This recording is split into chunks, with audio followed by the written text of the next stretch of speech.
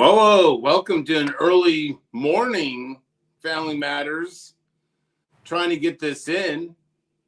Mr. Kevin Petersen, how are you? I'm good. I got my Texas hotel coffee, baby. I am ready to fly. Well, little known fact, we're kind of on the opposite ends of Dallas, Texas, but we're kind of connected. We'll see each other here in a little while, but the beautiful DFW Health Symposium, Kevin Petersen decided to, come down to Dallas and see how we do things in Dallas, Texas. So, Kevin, how are you doing? I am doing great. You know what? God bless Texas. This is a great place. Beautiful hotel view. I'm right next to the airport. This is awesome. People are wonderful. Having the time of my life. God bless Texas. And you probably don't see any of the Dallas traffic because you're too close to the airport. But Anyway, God bless Dallas. But we go on. So anyway, this is just, I think we don't really have to talk about it, but it's another prime example of most times like going out and seeing new, these trade shows, kind of going site visits. I get questions all the time about going out and meeting, what we do, kind of site visits. And this is kind of what we do, is like the trade shows, meeting new, the facilities, therapies, like trade shows. This is why we do what we do. And this is where we kind of all get together. So that's why we do what we do. So anyway, any burning desires, Kevin? Anything on your mind? No. Nothing of any value to our listeners. Man, I thought you were going to have something good there. You that sigh was deep. I thought you were going to come up. But anyway, we'll go right into the questions because everyone wants their 5 minutes with Kevin. We get a lot of questions about relationships. Basically, you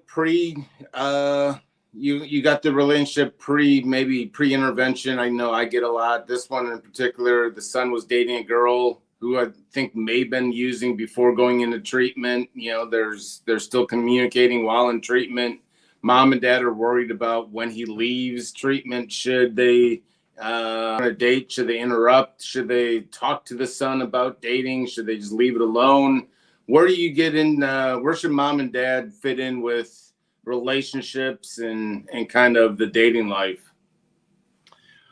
Well, that's a simple question. Simple answer. That is one of those things where they need to not get involved. And that's none of their business.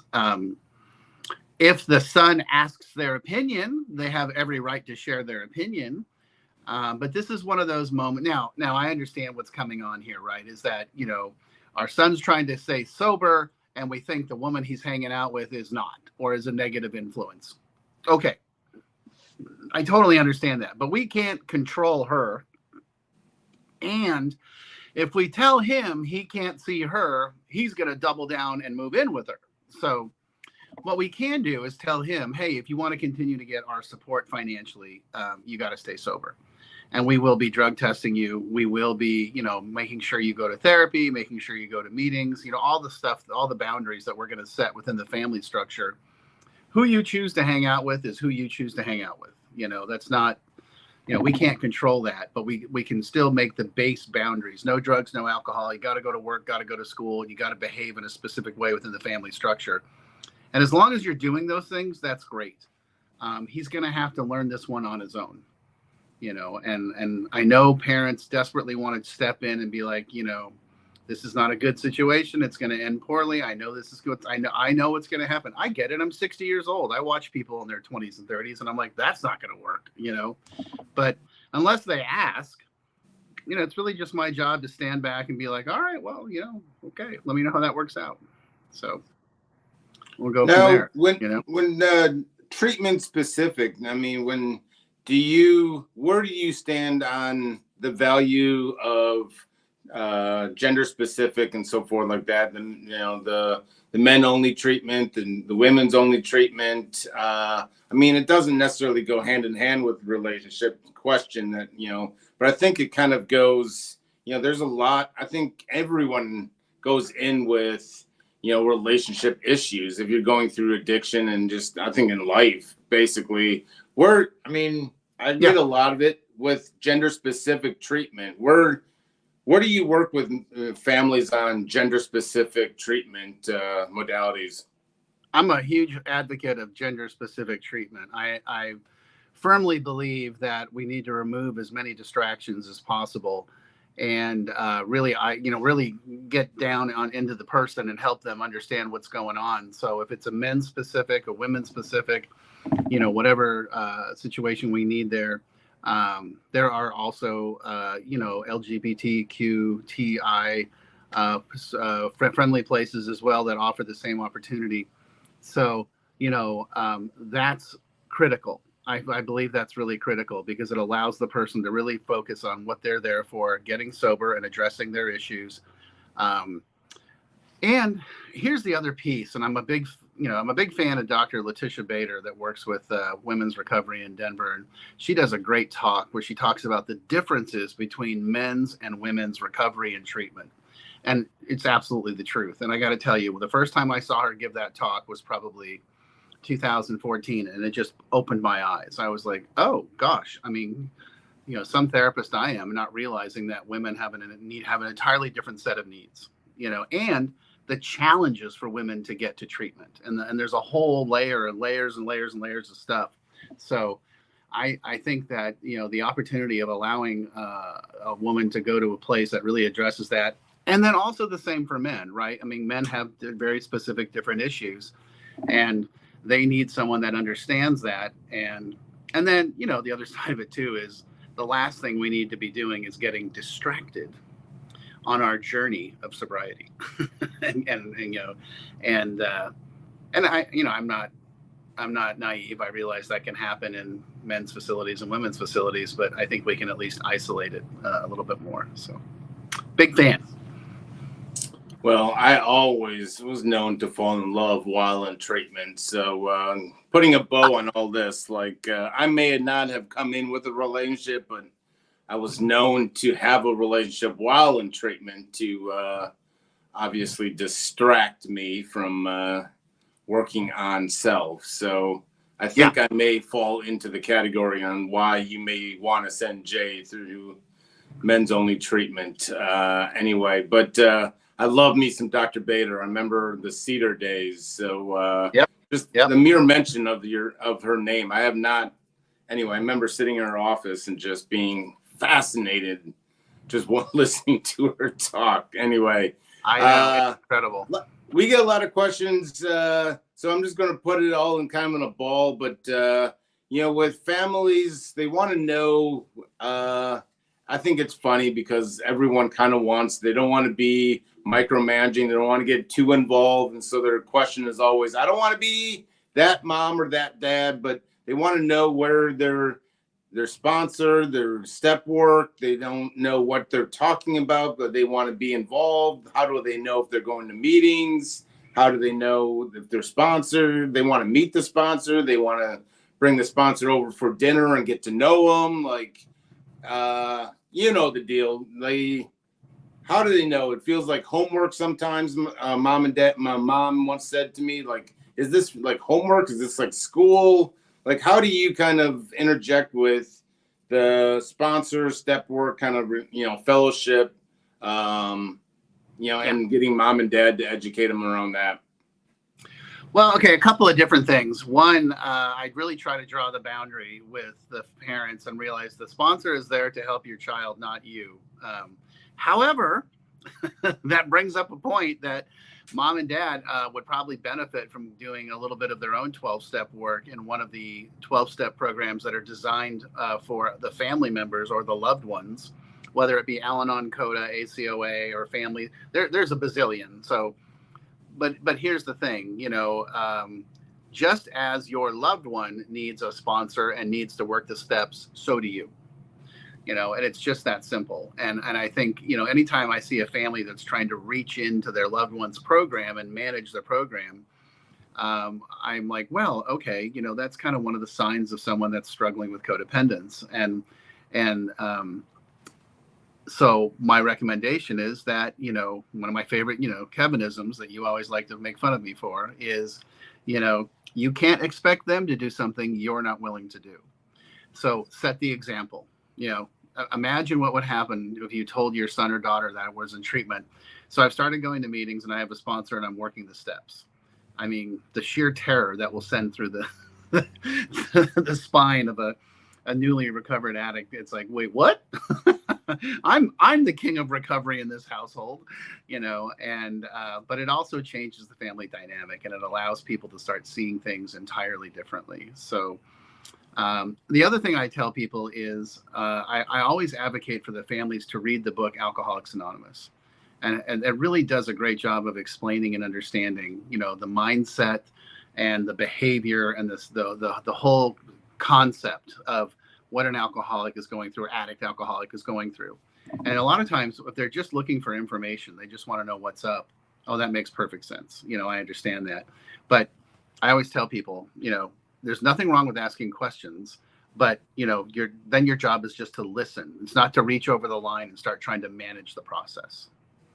And they're telling me a number of the times I'm like, well, I'm not so sure this is the best sponsor for my child. And I'm like, I'm not so sure that's any of your business, and I think we need to start pulling back. So that's the answer for the sponsor question. Nothing wrong with getting to know your kid's sponsor. Nothing wrong with saying hi, but realize that's not your relationship. I don't necessarily know if it's making fun of, because I quote you on almost a daily basis now. Thank you. And anyway, so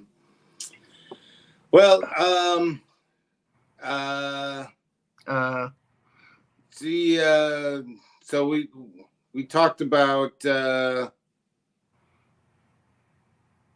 so we got another question here about rock bottom. I know we've talked about this in the past, but refuses to seek help, but isn't over the top yet. They haven't reached the rock bottom. Do we wait? Do we wait for rock bottom? What are the boundaries here? I know we've talked about this, like we said, but I think there's nothing. Who's to say what rock bottom really is, right? Yeah, I mean, that's the thing, right? If we all sit around and wait. So here's the phrase I always get. Well, Kevin, I've heard people only get sober when they want to. You have to wait for them to hit bottom. And here's my response. No. And I think that's a lie. That's a myth. And I'll tell you why. I think that, especially in this day and age of fentanyl and oxycodone and oxycontin and all the other fun stuff that's out there, rock bottom could be death. And you can't wait for that to happen. That's just not, well, that's not the goal of this process. I believe that you have the right to tell someone that you love them and that you're unhappy with the way they're living, and that and because of that, you're going to give them some boundaries. Everyone I know that has long-term sobriety has the same story. When the people around me said, that's it, that's enough. You are welcome to continue to go down your path. I'm just not going to follow you. I'm not going to rescue you. That's your choice. That's your decision. But when you're ready to get help and you're ready to get better, I'm right here. I'm right here. I love you, but I'm not going to follow you down this path. I'm not going to enable you in this process. And my dad said to me, Kevin, you're my only son and I love you, but I don't believe a word out of your mouth. And, you're a liar, cheat, and a thief and an alcoholic and a drug addict. And until those things change, you're out of the family. And when you are ready to get help, we will help you. And about 6 weeks later, I was like, okay, all right, okay, what are we going to do? And they had a plan, and the plan was to start seeing a therapist. And eventually that therapist told me I needed to get sober. And I did. So, but that was because boundaries were set and held, and accountability was put into place.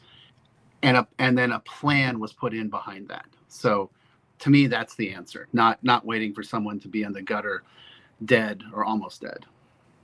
Okay. Now, I think I was having this conversation. I'll end with this, and you're a perfect person to kind of add to my conversation that I was having yesterday about, do you feel when you're dealing with, seeing that you deal with so many families, with the question when it comes to college, and you can even throw trade schools in there. Do you see, is it a given now that you see young adults automatically going into college or trade schools, or I'll flip that to, do you see parents pressuring young adults to go into college or trade schools as much as kind of as it once was?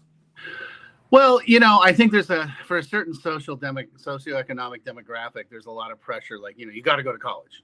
And that was definitely what I grew up with. And I don't think that was a negative thing from my parents, but that was just the expectation.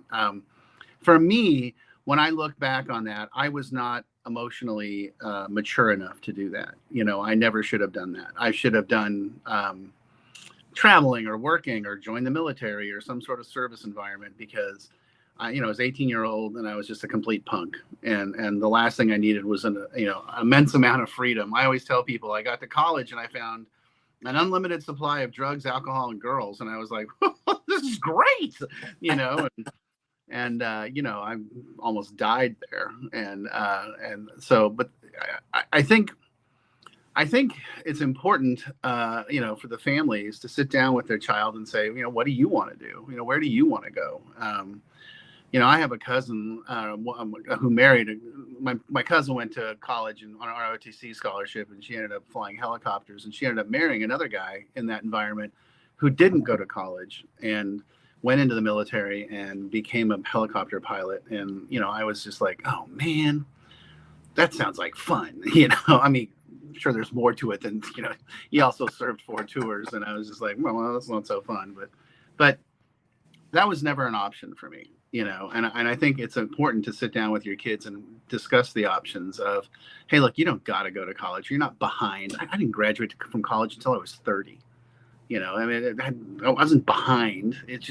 That was just the path I took and where I went. And if that path is being obstructed by drugs and alcohol and mental health issues, you got to get those issues handled. You got to get that stuff squared before you can expect to be successful in any kind of environment, whether it's career, vocational, college, military, doesn't matter. You're going to blow out of those things. So if your kid is having a problem or is, sort of lost or unsure, allow that to be sort of nurtured. And I'm not saying, let them stay home, eat Pop-Tarts and play video games. Quite the opposite. If you're going to live at home, you're going to either go to school or you're going to get a job. Those are your choices, or some combination. So now that brings us to another topic, the price of college. If it was me, I'd be telling my kid, hey, there's a great junior college right down the street. You can live at home and go there and knock out 2 years of college, because college costs about $75,000, Yeah. So, we will be doing this unless you can get a scholarship, my friend, we will be doing it this way.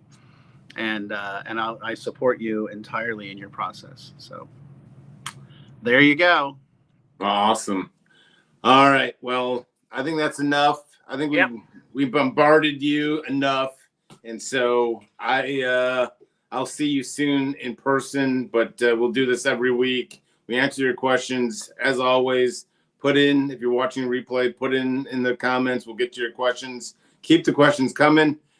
We love getting your questions. So keep them coming. Even if you think that we've heard the question before, keep coming, keep sending, and we'll do this every week. Family Matters with the one and only Kevin Petersen. I'll see you next week, Kevin.